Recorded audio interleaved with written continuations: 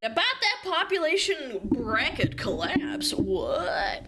Nobody wants to have kids anymore. Chad, do you want to have children?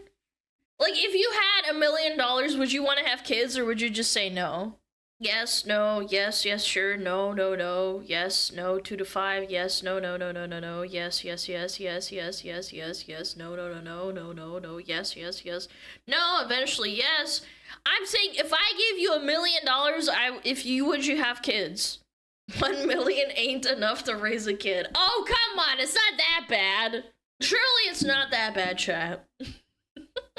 The end of the Second World War resulted in a massive spike in fertility across the world that gave rise to the largest generation in history, the aptly named baby boomers. Soldiers returned home young, dumb, and full of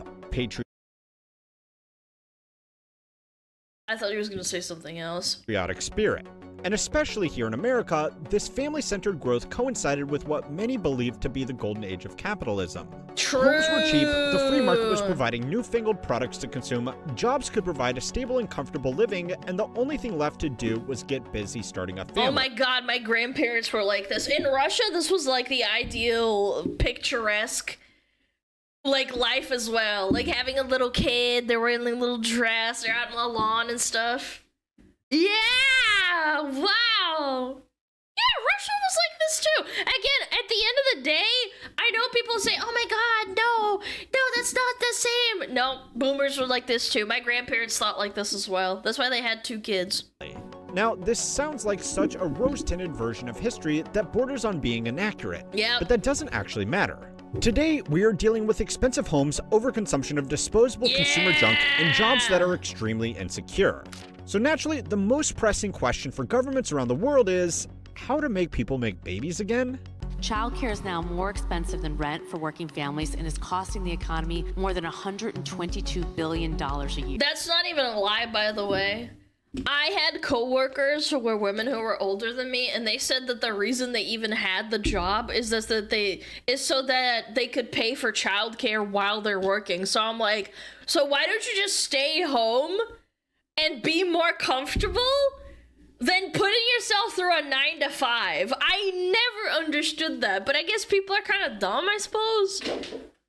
Yo, Kitty, can you not? I'm trying to talk.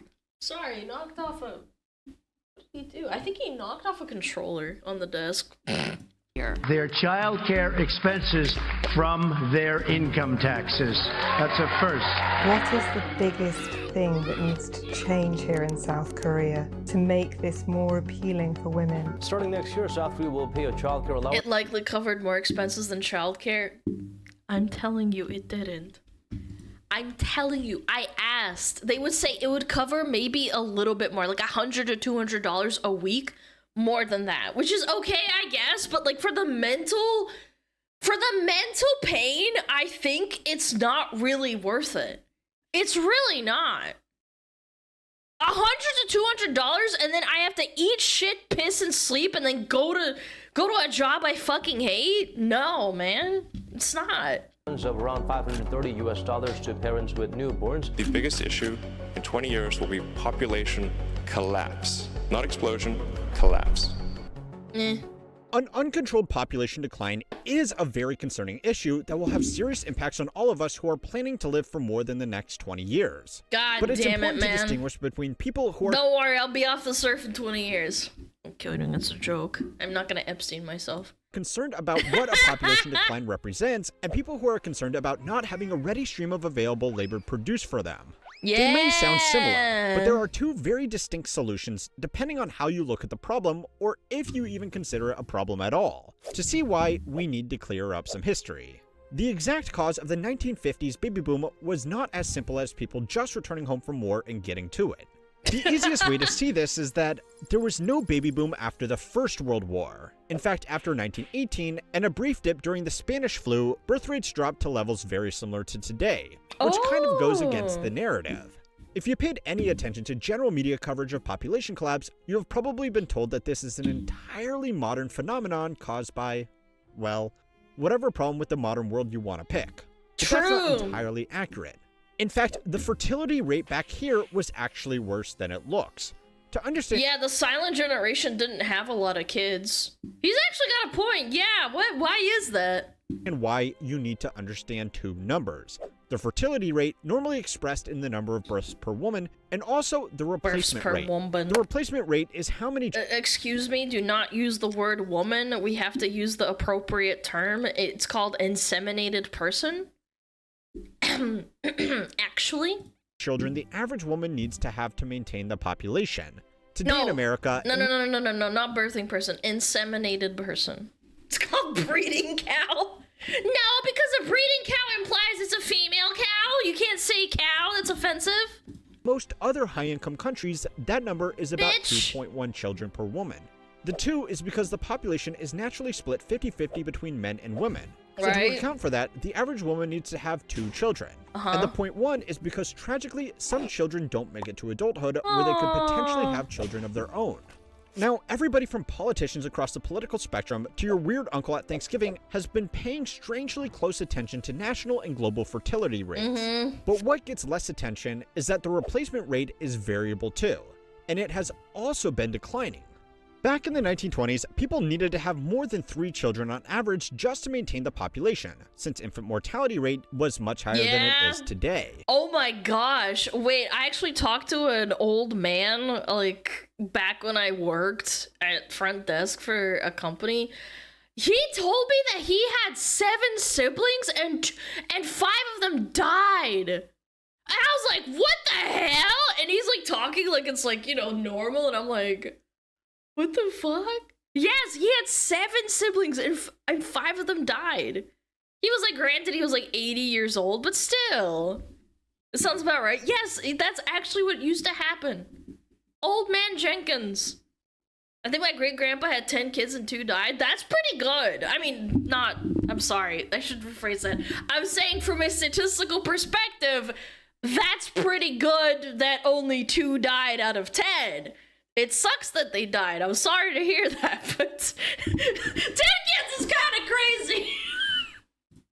That means that the population back here was actually declining faster than it is today. All in the age before modern contraceptives, widespread women in the workforce, the breakdown of family values, or whatever else is blamed for— Divorce rate in America is insanely high, man. I think overall in the world, divorce rates have gone up like substantially, but divorce lawyers are eating good for sure. The current population trends. Yeah, and Europe The is other pretty high as explanation well. for the baby boom was that the post-World Like War II 30%. economy was just so good that starting a family was easy. But the Roaring '20s were also a highly prosperous post-war economy, and yet people were having a lot fewer babies. Wonder The why. birth rate actually only started recovering after 1929, when the Great Depression plunged a staggering amount of American families back into relative poverty. In fact, by actually looking at the data, you can see that the baby boom really started in the 1930s when the American economy was arguably in its worst state in the last century. There was a pause during the war, but the post-war baby boom that we are all familiar with was really just the continuation of a trend that had already started. So if it wasn't contraceptives, women in the workforce, economic growth, the move into cities, or modern family values, what actually caused the birth rate slump back then? Well, it's the same thing that caused the baby boom. And the reason I am giving you this history lesson is because it could also solve a lot of our population problems today. Okay, but you I'm might listening, not sure. like the answer. One of the most consistent baby blockers is income inequality. What? No way, really? Oh, damn! Damn, I would have never guessed that. What? Really? The economist Thomas Piketty, as part of writing his book Capital in the 21st Century, collected and compiled income inequality data over the last century. Just quickly, this is probably one of the best books on economics ever written, and it reads easily even to non-economists. So like always, I will leave a link to it in the description below. Smart. Using my link helps the channel a little bit, and a good book will provide way more value than I ever could through something like a Patreon. But anyways, if you invert the data that Piketty collected on income inequality, it lines up almost perfectly with the fertility rate. Hold on, my inner statistician. I study statistics in college. This is not necessarily correlation either. However, it doesn't look good. Yeah, it doesn't look good. Yeah, it does not. It definitely has a correlation, but it's not a 1-to-1. If people feel like they aren't falling behind, if they have social mobility, and they can provide what is considered a good life, they will have more children. Yeah. The New Deal, that was the foundation of the Great Depression recovery efforts and the GI Bill following World War II, massively reduced income inequality. And with it, the babies flowed. But this is a big problem because, yes, people in power want to avoid a population crunch, but not like that. So it's time to learn how money works to find out how to make people make babies without, giving them too much. This week's video is sponsored. Is he implying that they did this and now they've overcorrected and now it's kind of like the boomers are... The income inequality is because of a lot of rich boomers? No, yes. I feel like that's a little bit of a stretch. But I think I could see it. I don't know, I'm gonna keep an open mind. By Beam. Beam is all about helping you sleep better, feel better, and perform at your best with high-quality wellness products. Fuck. Their best-selling Dream Powder is a nighttime blend designed to help you fall asleep faster and wake up What is refreshed. that? It's crafted Dream? with natural ingredients like melatonin, magnesium, and L-theanine to support deep, restful sleep. And here's the best part. In a customer survey, 92% of people who use the Dream Powder said it Is this helps them coffee? get higher Chocolate quality milk? sleep. The ingredients themselves are backed by clinical research for their potential benefits in promoting restful sleep. As someone who took melatonin a lot over long term, there's not concrete evidence, but from a personal, anecdotal perspective, taking melatonin in the long term, 6+ months, fucks you up. Yeah, don't do that. Again, I'm not a scientist, but it's not good for you. I just don't think it long-term melatonin. You get I've been addicted using it for a couple weeks sure. now before bed, and it's made going to sleep a lot easier. I fall asleep instead of spending hours on Reddit, and I wake up the next morning feeling refreshed. Plus, it tastes like a delicious cup of hot cocoa, so it actually feels like a treat Magnesium before is bed. better. I personally like the chocolate peanut butter flavor, and it comes with 30 servings, so it works out to roughly $2.30 a serving when you subscribe and save. Not bad. $2 for that? And if you want to try it out, you can use my code for up to Should've gone back to 35% off. Reddit. That's 35% off subscriptions and 18% off one-time purchases. Head over to shopbeam.com/howmanyworks to check it out. For most of human history, our population has been pretty much stagnant. Based on archaeological records, the average population growth rate for the 10,000 years between the dawn of human civilization and the Industrial Revolution was just 0.04%. Generation to generation, it was barely enough to register. And even then, there were significant setbacks like the Black Plague, which wiped out between a quarter and half of all people in Europe. My own little soapbox. When I was a little kid, I read about the Black Death, and people actually unironically kind of underestimate how terrible the Black Death was. I don't think people talk about it enough. I think people underplay how much of a factor it was in cultural art, how it affected Europe, how it transitioned into greater Europe too, outside of Europe. Yeah. People it was had bad. a lot more children on average, but fewer of them survived, so the Everyone population died, didn't really bro. budge. And then came the Industrial Revolution, which kicked off a bit of a feedback loop. Mechanized industry and agriculture could feed and provide more people. And more Yes. people meant more work could be done, and more innovations could be made. Good lord, what? We went from boom to boom? To feed and provide for more people. Erm. Refinements in medicine and nutrition meant that people also lived a lot longer, which gave them more opportunities to apply their expertise to making an overall wealthier world. Chat, conspiracy hat. They're keeping the income inequality up so that we eventually go back down. Oh my god! Ah! Ah! By best estimates, something like 7% of all of the humans to have ever That's why lived they're feeding are us currently alive right McDonald's. now, and that's been great for business. Having more people naturally boosted industry, because there were more potential consumers to cater to, and population growth provided a ready supply of labor to work in the new factories. They want more money, but chat, hold on. But what if the bonus is that people die? Yeah. There we go. More people equals more taxes? Yeah, but... Okay, maybe you have a point. More taxes is good for everyone, right? For the rich people anyway? Who are they gonna sell slop to? Aliens. We're gonna get aliens from the moon, and then we're gonna bring them down to the earth to replace the people that get killed down here on Earth. And then we're gonna sell it as like aliens coming from heaven. And that's gonna be like our ticket to like a new reformed religion of worshiping aliens that have to work at Amazon. Just like South Park. Oh man, did South Park really already do that? Fuck, I thought I was doing something original. Early industrial centers like London became extremely rich, but even back then, some familiar trends emerged. Cities during the Industrial Revolution were horrible places to live. Yeah, they figured out horrible. building factories much faster than building sanitation. Oh my god, what is it called? Horrible Histories? I'm sorry, I love this kind of stuff. There was a book called Horrible Histories, and it was for little kids, and it was quite dark and macabre and kind of gross. They visually show you that there would be 12 people living in a tiny apartment that was maybe meant for like 3 to 4 people at a time. It was disgusting. Yeah, London had like a smog of just smelling like shit. It still does, but like maybe not as bad as it back then. But you know what I'm saying? So infectious diseases, malnutrition, and foodborne pathogens. That's why the Black Death was also very, very effective because of this. Like basically all the stars aligned, but this definitely didn't help. It definitely was like an accelerating factor. Were more prevalent in these population-dense centers. I know it was a show. So many I read the people books died when I in was a London kid. It was that great. up until Loved the 20th those. century, it was almost I still have one. entirely reliant on people moving from the countryside to get work to maintain its population. Yeah. Now, most cities in high-income countries, with the notable exception of San Francisco,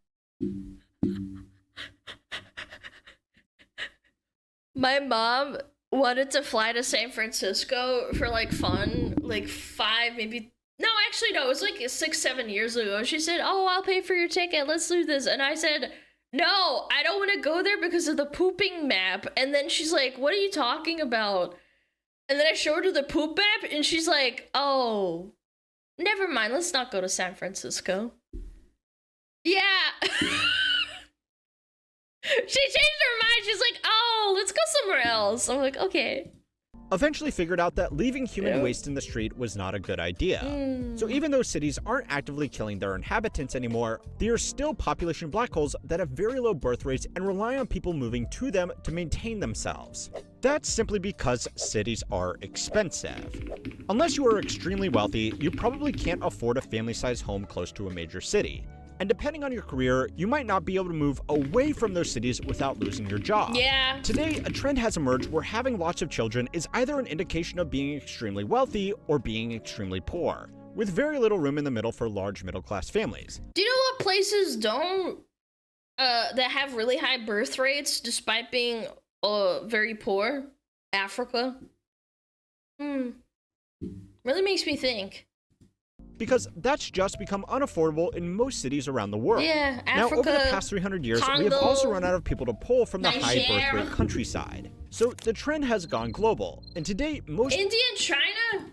I actually think China has a really low birth rate. It's like 1 or 1.5, maybe? Yeah, I don't actually think they're doing too hot. They're not crazy. Yeah. advanced economies pull in people from high birth rate countries. The rise in immigration to fill labor shortages has masked the issue, but it has caused other problems like further contributing to housing affordability and putting downward pressure on wages and upward pressure on income inequality. There is also the not-so-subtle reality that a lot of the people that want a stable supply of young workers would, let's just say, strongly prefer if those workers were homegrown. Now, in all of this, there is one other simple solution. Really? That's Let racist. people work jobs outside of the city. The COVID pandemic was the most recent global event to shake up birth rates. Initially, it caused a sharp dip as people lost their jobs and saw hospitals barely having the capacity to manage the load. But People would also be scared of giving birth in hospitals, so they wouldn't be as inclined to. Even I'm convinced of this. Even the dumbest people were scared. Yeah, if you were like a average Joe Schmo family, I think that would have been pretty bad too. They would be like, I don't want to have a baby yet. Nah, the hospital's fucked. Nuh-uh. As more dual-income good. households moved to working from home, births increased and not only made up for the initial drop, but exceeded expected trends.